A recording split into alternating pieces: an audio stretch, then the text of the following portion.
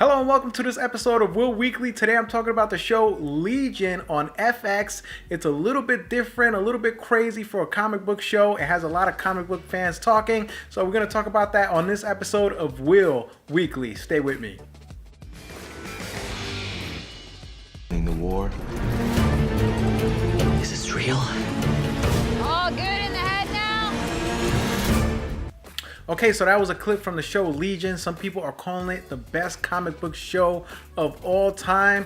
I think it's very different. I think it's very original for a comic book show. It doesn't feel like a comic book show, but it is connected to the Marvel Universe and specifically to the X-Men universe. So this show is it kind of reminds me of different movies. It kind of reminds me of Inception. It reminds me of The Matrix. And it also has a horror element to it because you don't know what is real, what is in his mind, and you don't understand what is happening to this character. So the good parts of this show is that it's very original. I've never seen a TV show like this, and the cinematography, the special effects, the way they jump between his mind and reality is pretty interesting, and it is not linear in a way. It doesn't go step by step as to what's going on. So in a way that's cool, but in a way it's also bad, and that's some of the things that I really kind of frustrated me about the show is that in the beginning of the show you almost have to learn how to watch the show,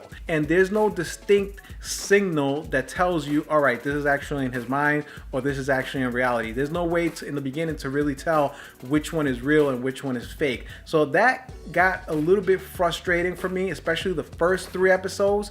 By the 4th episode, you kind of started to understand what was going on, what was real, what was fake, and why it was happening.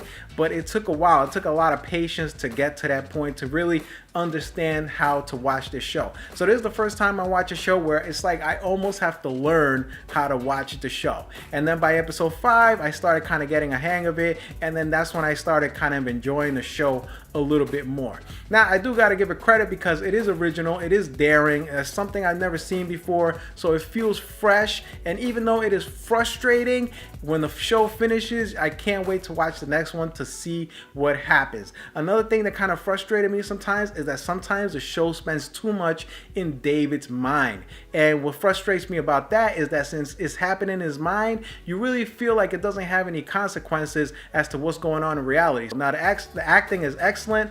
Dan Stevens is perfect for this role. He does a very good job of playing this guy who's trying to figure out whether he's crazy or not. There's a lot of good actors in this movie, in the show as well, that do a good job supporting characters.